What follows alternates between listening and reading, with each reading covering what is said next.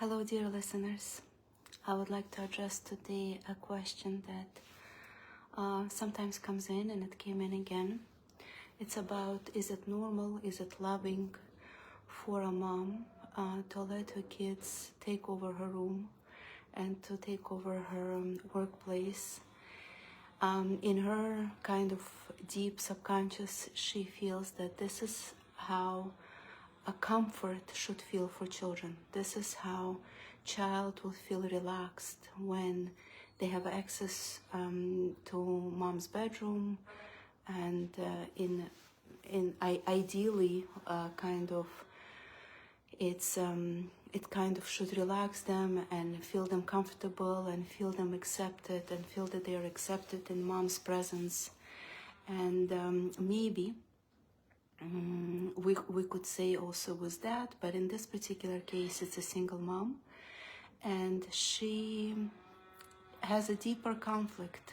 She has a really deep conflict about this whole issue. How much of her space and her time she gives to her kids and how much she preserves for herself. I'm actually going to give a webinar on this whole topic, more length, a webinar in Russian, about the personal boundaries and how to set them in more balanced way, in a more loving way. But they are crucially important, and they're important not only with children and parents, they're important in relationship, in friendship, they're important with your clients, they're very important with your colleagues, they're important with social media, what people could write, what they shouldn't write, how you should react to what they write, etc.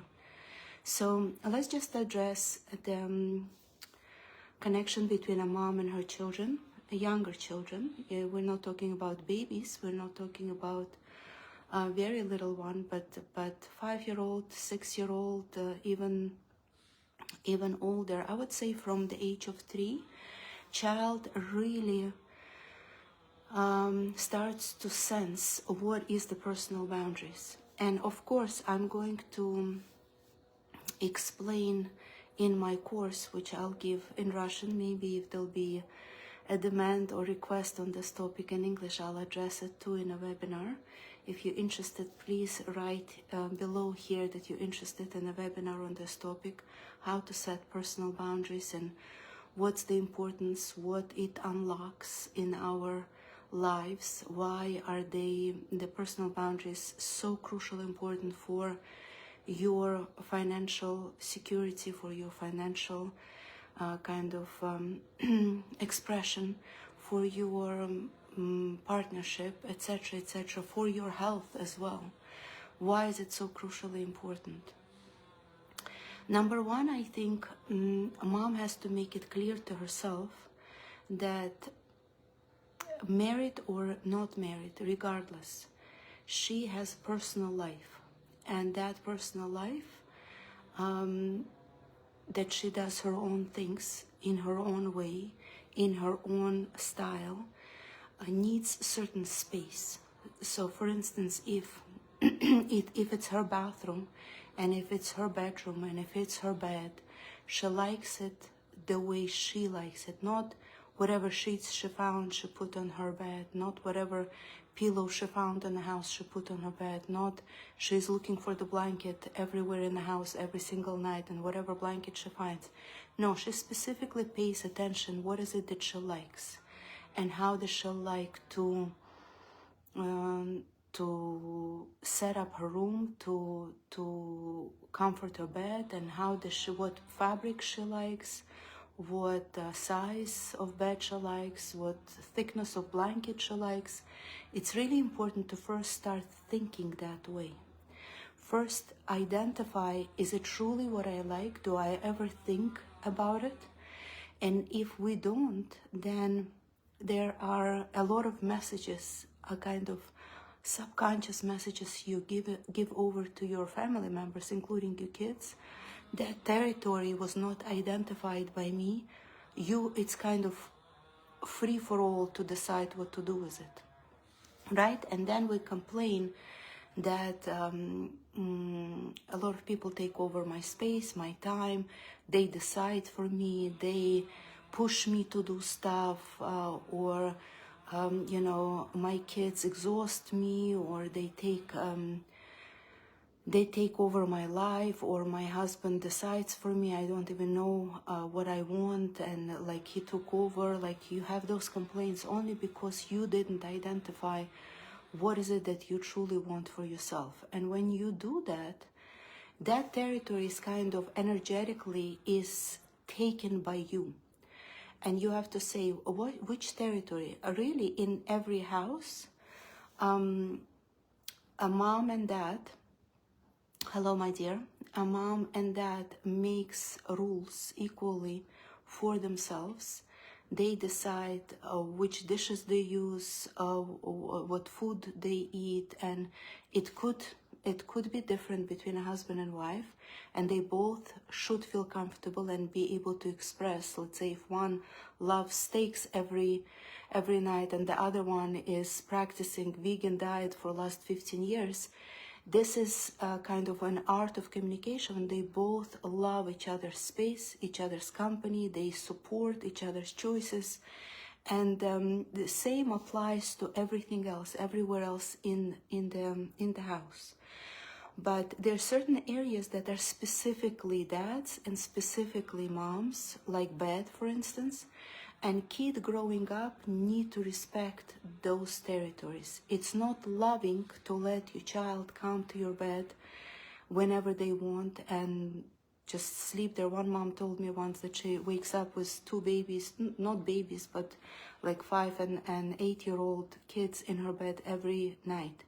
That shows that a woman is not able to identify her space in her life generally. It definitely, the signs of bed and kids taking over and not letting her sleep and rest in her own space and comfort, that is a proof that everywhere else in life there's a lot of energies that mixed into her life that take over her preferences. So it's important to calmly reinstate the rules and say, your bed is your bed. Ideally, each kid after the age of 3 should have their room. My kids don't have, so, but this is something in plans that you want to have.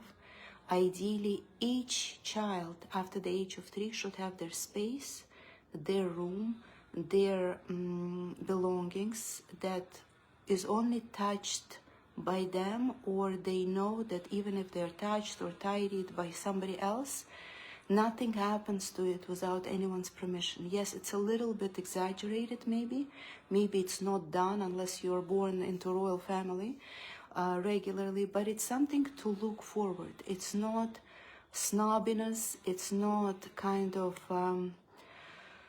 egocentric, you know, like a lot of people have those mixed messages and they say, oh, if kids share and if they give in and if they are able to, like, other people to step into their territory and they're not compulsively attached to their toys and their stuff and their belongings, they grow up to be kind and able to kind of understand others and blah, blah, blah. It's not true. Psychologically, it's very important to have this organized idea. This is mine and this is somebody's. And that begins from the age of 3, when you're in school, when you're with your babysitter, when you're at home, when it's all mixed in. You don't understand who could throw your toys and where do your toys kind of placed and where they're kept and who organizes them and who could come to your bed and what happens in your bed. Is it a storage place for stuff at some time of your... I was actually about 20 years ago, I used to go to people's houses just to see where there is kind of some offness, some off habits that people keep in their house, and they don't understand that that affects their way of thinking, their choices that they make, their health, their mental stability, their emotional stability. And one mom, she lived in a small apartment with her husband and 2 kids. And what she did was, the crib during the day was filled with clean laundry. She would store laundry in the crib of a 3-year-old child, and towards the end of the day she would sort those clothes. And a child during the day would look at his crib and would see that his territory is taken, is used for something. So his sleep, even though he's not sleeping at, I don't know, 10 a.m. or at 2 p.m. or at 4 p.m., but his mind registers that I don't have a territory for sleeping. There is no such thing. So my rest is going to be, and the reason why mom called me, because the child started showing aggressive kind of behavior. He would throw things, bite kids in school, in the daycare. And I said to her, because there is a deep psychological, subtle kind of feeling that when I get tired, I know where to go and sleep. Like in good Montessori schools, they have this activity or self kind of service. Yeah, every child, whoever needs to rest, they know there's a sleeping mats. They could unfold mats in a certain area of the room, and they could just lie down and rest for 10 minutes, for 5 minutes, for half an hour, however they need to. So deep in their mind, they know how to serve themselves. They're not dependent on others, just like a child with the crib should be able to climb in the crib and climb out.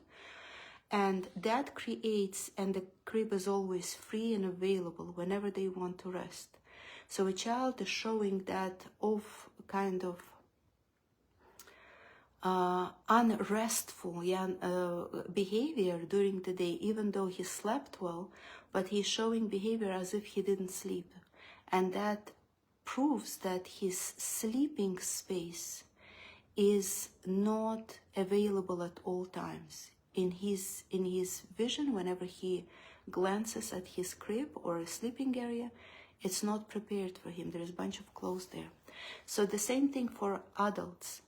If you know that you could walk into your bedroom and the child could be there sleeping or on his device or coloring or playing with his toy, or especially with shoes on or sneakers on, your whole territory of rest and regroup and ability to let go and ability to relax and ability to restore is taken. You don't have that territory. So if you don't have it, you give a sign to your children, you should not have it too. And it's very deep psychological kind of insight.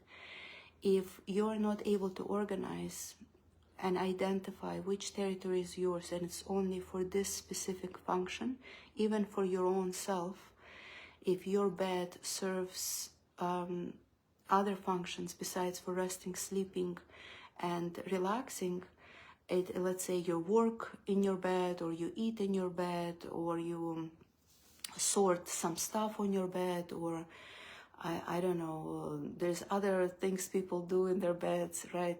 Do sessions on their beds. That gives also a threat to your relaxation generally. You generally, even when you do go to sleep, you wake up tired, or you could wake up a kind of not sure what is waiting for you. You're kind of like uncertain. You're unorganized in a way. We reboot at night. We restore at night, and when we get up refreshed and rested well, we know exactly what we want to accomplish next day. So in my opinion, answering this question about how to set the tone, I think it shouldn't be in demand. demanding tone. I don't think you should like explain in pushing away your child, saying that, don't you understand, this is your mom's bed and you have your own bed and la la la. It's important to explain to a child that every one of us have their own territory, and then we have a joint territory. We have a couch that is for everyone, we have a kitchen that is for everyone, but your territory, for instance, your bed, or if you have your bedroom, mommy or papa will start knocking on your door before we come in. And just be aware of that, especially if the door is closed, especially if the door is almost closed. If you teach your children both ways, not only to give you that space, but you have an ability and the rights to just break in their room or their bathroom or their play area just because. Yeah, it's explained in very kind of deep details in the Montessori system, how you respect child's concentration and working space or resting space by keeping maybe a music always in the background. So even if you do need to come into the room, you come in and you're breaking into his space, kind of blends in by the music, or the idea of indoor shoes like slippers. It's part of it. When everyone walks in the house with a regular shoes, there's a certain noise of outdoor shoes that are heard in the house. But when you have slippers, soft kind of cloth slippers or shoes, indoor shoes, your walking doesn't take over the space, that noise that you cause, right? It's important to teach children by example. And going back to organizing your space, you first have to make peace that your belongings, your closet, your sink, ideally in each bathroom should be a number of sinks, at least 2, right, if you're sharing the room, your showering area, your bed, your working place should be heard once by your children, or a number of times if it's already kind of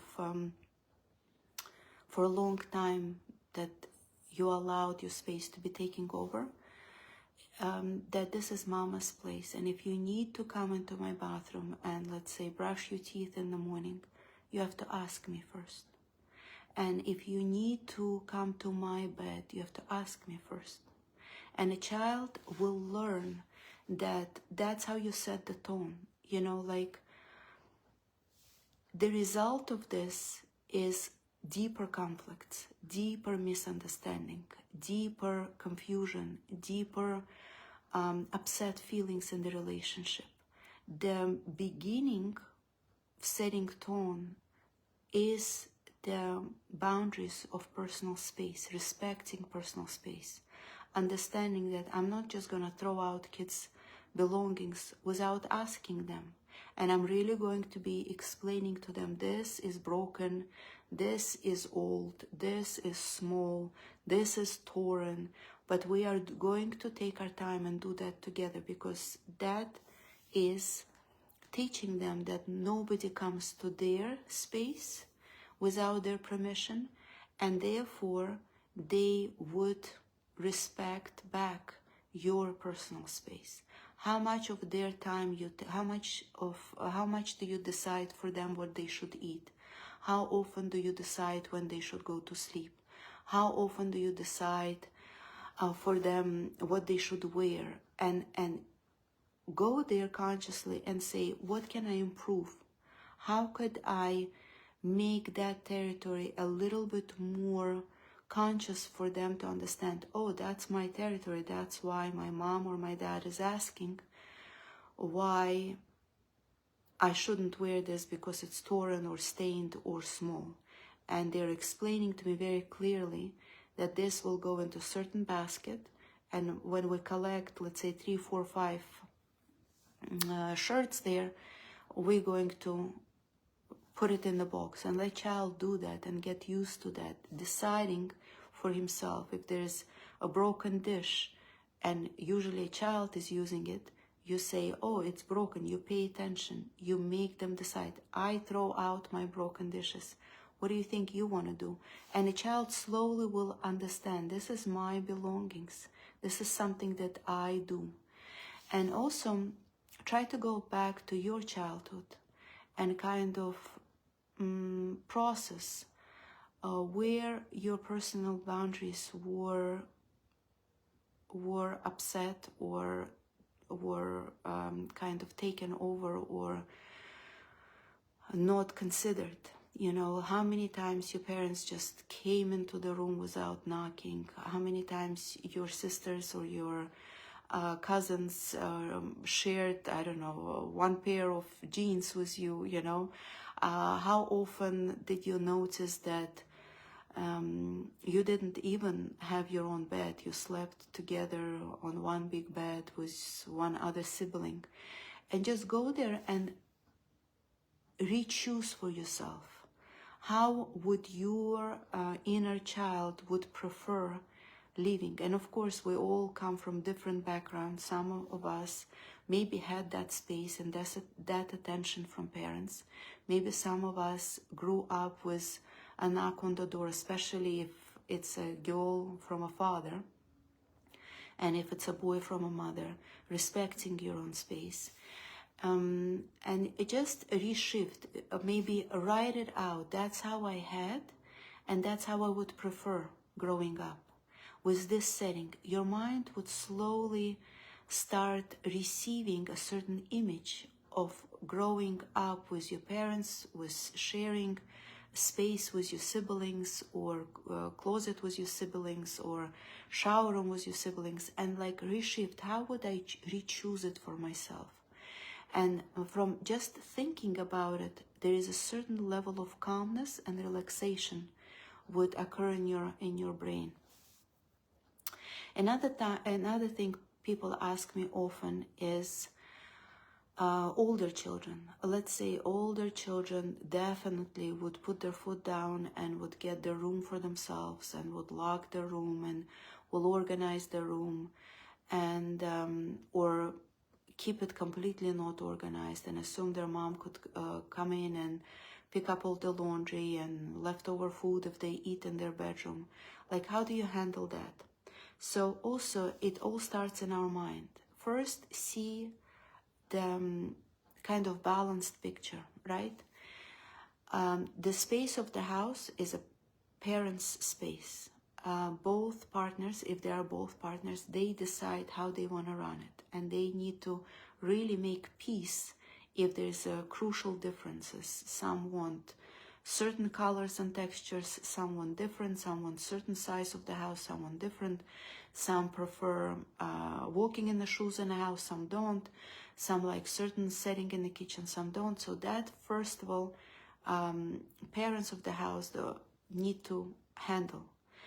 And the children, I would say up until the age of 15, they owe and respect that setup of the parent's choice, unless there is a special area where, or the room where they're actually designated only for a specific child, and they are responsible for it. Nobody is allowed to make changes there. But generally, the house is run by the choices of parents. When the child is 16, 17, 18 plus, basically, energetically, they would feel that they don't have space in this world as an adult, because they're in the space of another adult. And really, they should move out, not because out of exhaustion for an adult, not because out of discomfort, or it's too expensive, or it's too annoying, they're too messy, too different from the parent, but just energetically for their own sake. They're already in the age of an adult, and they should have their own space, not just their room. It's not enough just to have their own bedroom. They need to have their own kitchen, their own mailbox, their own, I don't know, dishes, their own choice. And if they step out from their bedroom and they go into a territory which actually does not belong to them, it's set up in a different taste, it's set up in different vibes, and it's speaking differently. So they basically very much conflicted inside. Am I an adult or I'm still under 10? And a lot of their behavior will prove that they are not secure, they're not sure, they don't know how to accomplish. Maybe on some level they are secure and confident, but on some other areas they would very much express that there's another adult in charge of me. And believe it or not, that sets the tone. The minute 16, 17, 18, 21-year-old would move out, and I encourage my kids to do that whenever they're ready, and they should do that, and I explain to them why they feel in a certain way in my space. Not because I'm bad and not because they're good or bad. It's because it's a conflict of two adults running the show, right? So the minute they will step out, they would feel themselves kind of reborn into an adult life. And it's unbelievably kind of seen just by those details. Yes, I'm drinking my cup of tea from my mom's cup. I don't register. It's not my choice. It's those flowers I don't like on this mug, for instance. I can't stand the style of this dishes. I don't like the type of food she cooks, or I don't really like the way she does laundry. And even if you do like, you will choose the same thing in your own space. That would be your choice, not that somebody chose it for you. Often enough, parents that assumingly come into their space, they have some adults' eyes or voice controlling their choices. Like I often see that observing families, especially when I used to visit homes. Whenever I would like see differences of energies, let's say furniture and a person, right? I would ask a woman, you chose that couch? And she would say, no, my mom-in-law had extra in her big house and she just gave it to us when we moved here. And that is so vivid to me. Like I pick up on those things, that there's certain territory of this house that's supposed to belong to this woman, a mom of 3 kids and happily married, does not belong to her. It's not hers, it's her mother-in-law's.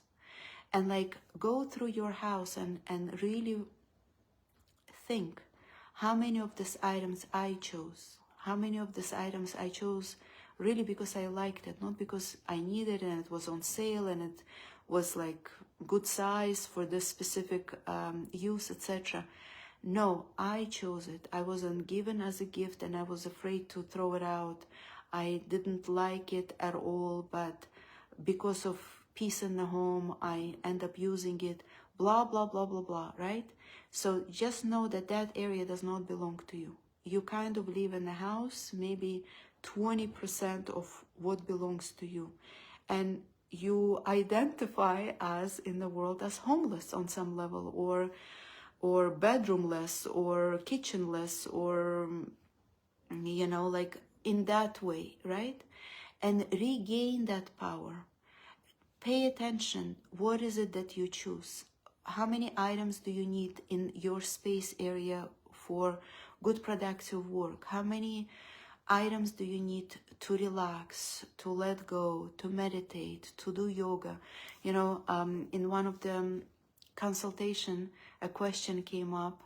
One lady said, why celebrities and rich people have like endless bedrooms if they have only 1 or 2 kids? And they have maybe nannies there or live-in nannies. but still, like 12 bedrooms was 17 bathrooms. Like, who needs that?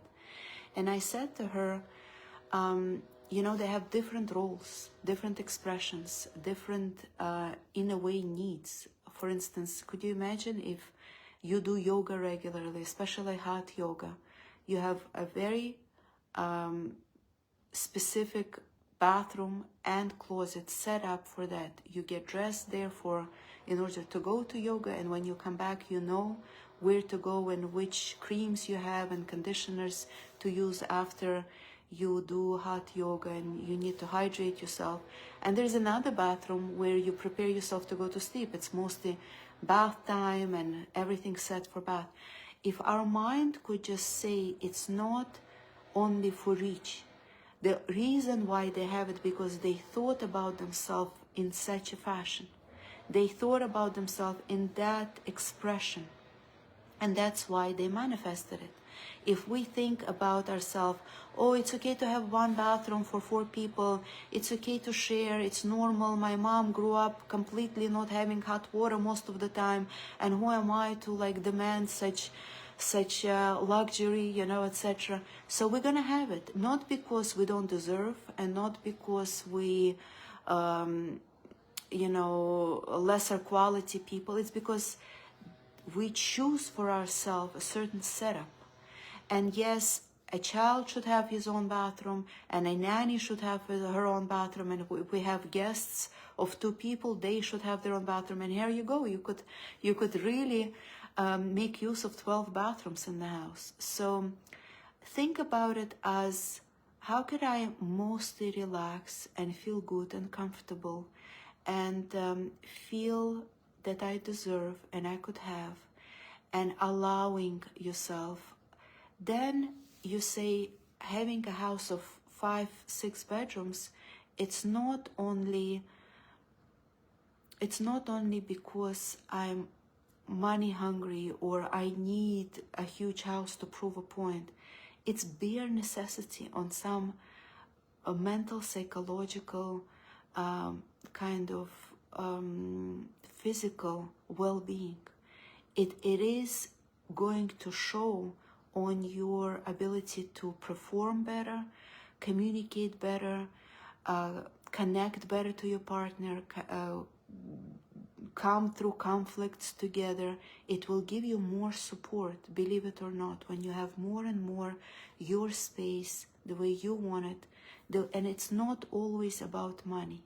Just understand, whether you get this mug for your tea or that mug, the one that you truly like and enjoy, and you feel it's yours, and you feel kind of you made that choice for yourself. You could drink, and you deserve to drink the drink you want, the quality of drink you want, from the cup you want, and from sitting in the seat you want. That's not always about money. It's about choosing yourself. And if we do that for ourselves, we're able to give that skill to our children. We're able to perform better. We're able to give over that skill to the world when there's kind of that balance. I could have and others could have. And I know what I need to have for my stability and for my comfort and for my best performance. I hope those that are listening here, my dears, you like this talk. Please share. This video is going to be on YouTube in maybe in a couple of days or so.